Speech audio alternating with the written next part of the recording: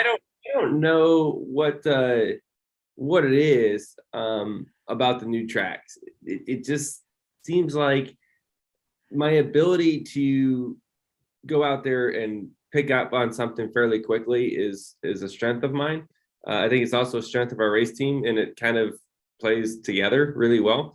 Whether that's like you said, dirt tracks, Clash, Gateway, you name it, they just seems to be something we can pick up quickly. Now, as you give everyone more time on the tracks, they close that gap very, very fast, like every lap.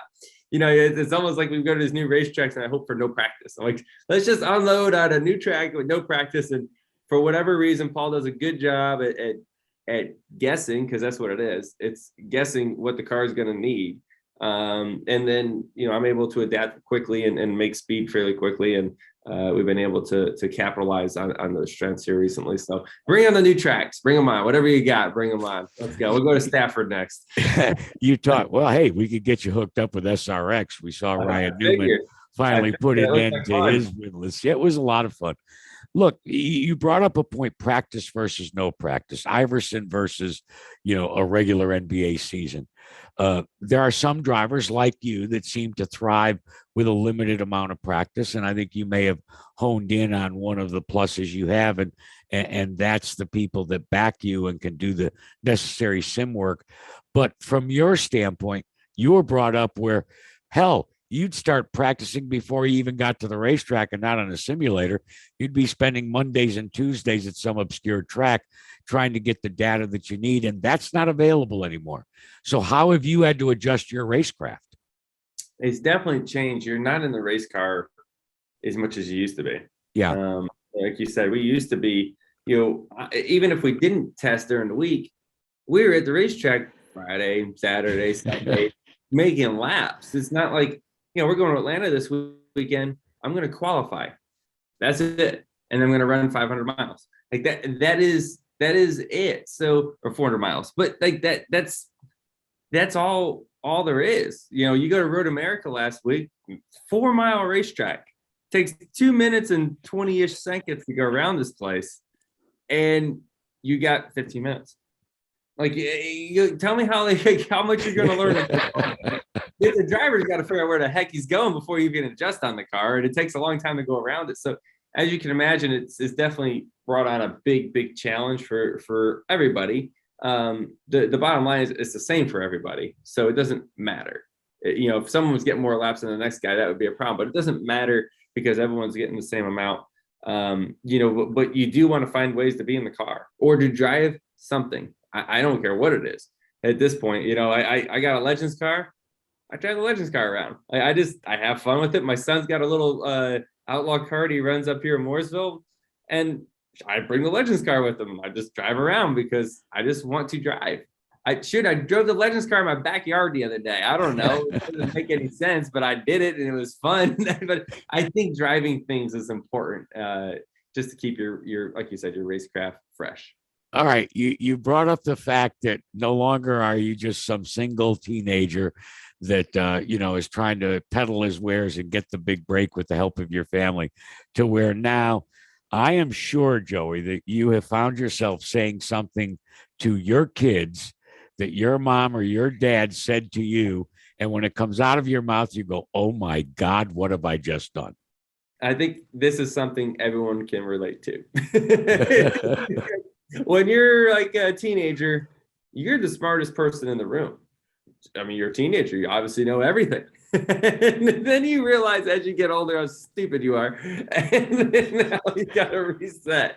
And now there's a lot of things I say to my kids, and I see it already. That, and the other thing is too, is that, I remember growing up, my dad, he's very animated, right? He's very, in your face. Well, come on, man. He ends his name in a vowel. What do you expect? I'll give you straightforward. And I'm watching Hudson's my oldest son. He's 4. And I watch him just, he's out there making laps, or he's running his little BMX bike. And I'm out there yelling and screaming and rooting him on. And it's like, oh no, I'm here already. So learning the balance. Being the family man, though, it has changed, I think, your worldview and more specifically, your career view. Has it made you a better race car driver? I think in ways it does. It definitely it changes you, right? As soon as you have Yeah. kids, you're changed forever. And I think in good ways. It definitely adds stuff to your plate, but it also adds a lot of perspective on what is important and why you do things. And it's maybe a lot more compassionate towards members on my team, to fans. It's maybe a lot, it's giving me a new perspective and more open to seeing some of that stuff. But it hasn't taken any of the fire away to win, because you want to win even more for your kids. Like when my kids are that, man, I want to win so bad to have them in victory lane with me. Like that is the coolest feeling to celebrate with your whole family and your kids, to have that memory of, I went to victory lane with dad in a cup race. That's a big deal. Like it's really hard to do. It's special, but you want to have that memory, those pictures, and it just kind of adds more to that fire and want and desire to go out there and make it happen. Joey, throughout your career, you've had, and I'll paraphrase Dickens, the best of times and the worst of times. Don't want to spend a lot of time on that. But what I do want to focus in on is how your philosophy's changed. You now are someone that's not afraid to speak out, and also not afraid to defend the way you race. And I don't think aggressive might be the right word to describe it, but I have always loved, and I forget when I first heard it from you. Look, I am paid to go out there and race this car. And it reminds me of the late, great Ted Christopher's comment. If you want to make friends, go enroll in summer camp. Your job and where you get your check is from Team Penske to do exactly what you do. And it strikes me, it's a fine line, but only the driver knows when he's going to cross that line.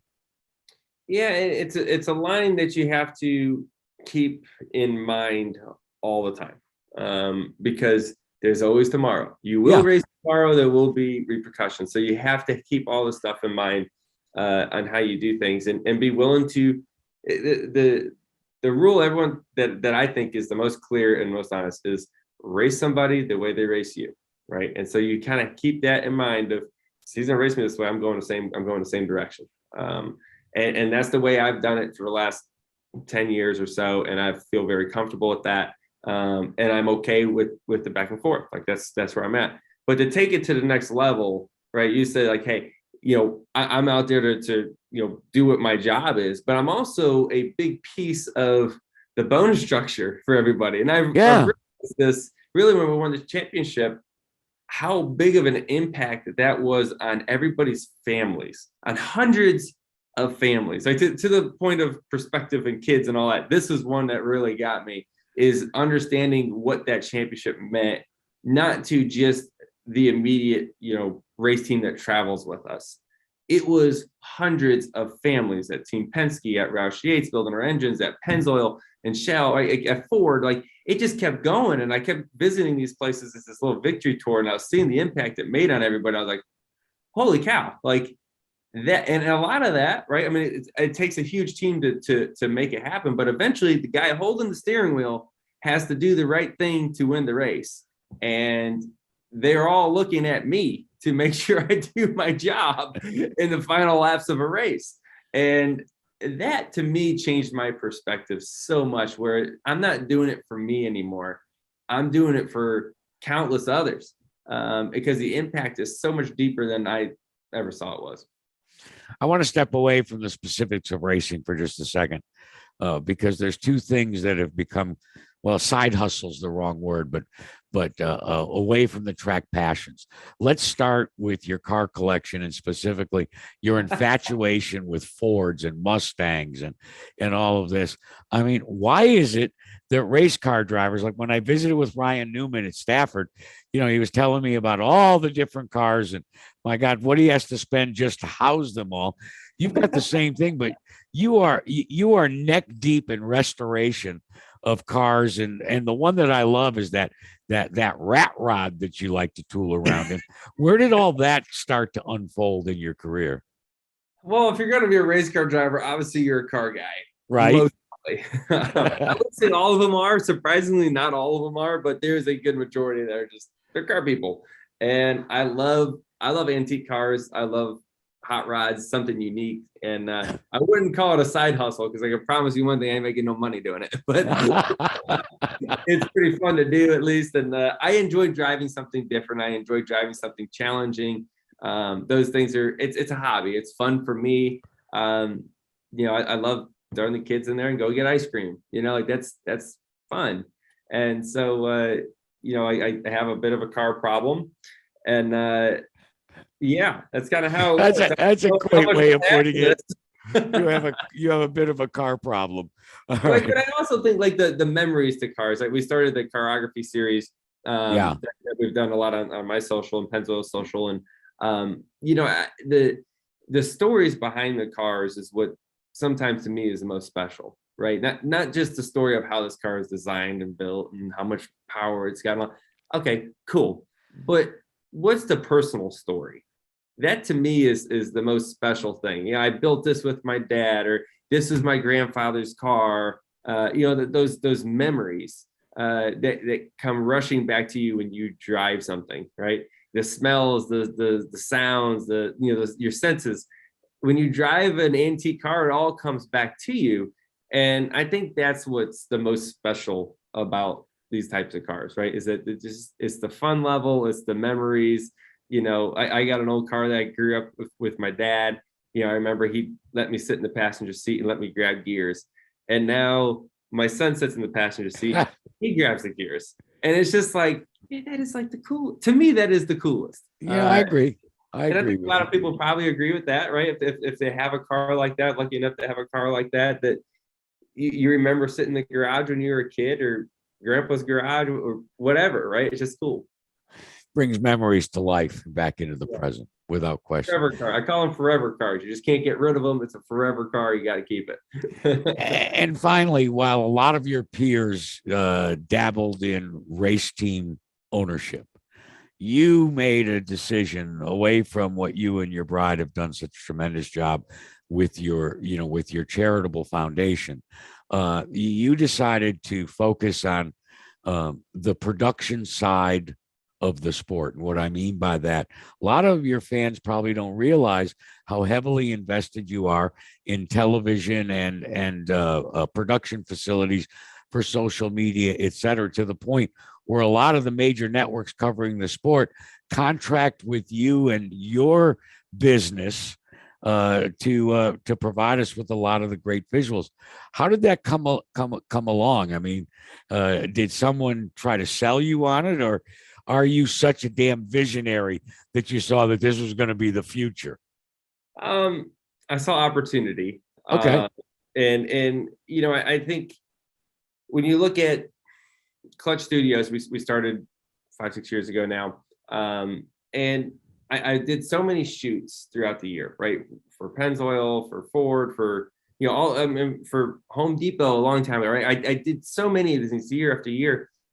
And it just seemed like we could do a lot better. Like, it just seemed like, okay, these go okay, but I think we can have a nicer facility. We're bringing people that spend millions and millions of dollars to a mediocre facility, right? And giving them okay food and like just little things like that. Like, let's make it to where it looks like, and we treat them like they're spending millions of dollars putting their name on our race car, right? Let's do that first.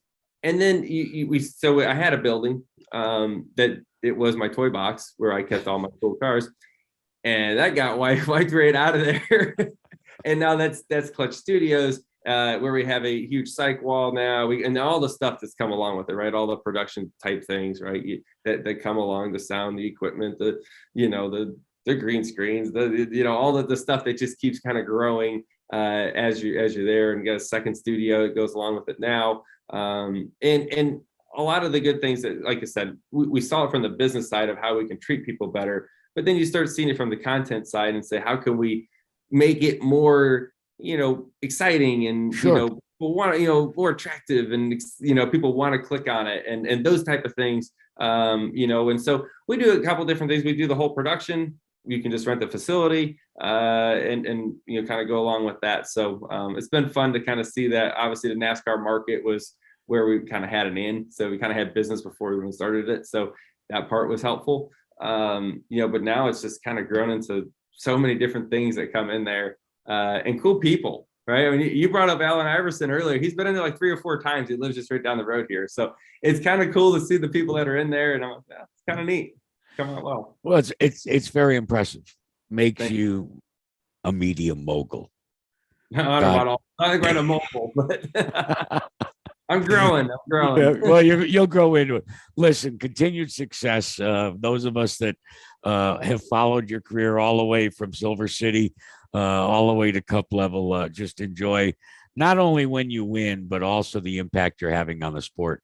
And I personally appreciate your carving some time out today to get into this wild and wacky CGI created wind tunnel as part of my my guest list for this episode. Continued success, and thanks a lot, Joey. Thank you. Appreciate it. Thanks for having me on. Had fun.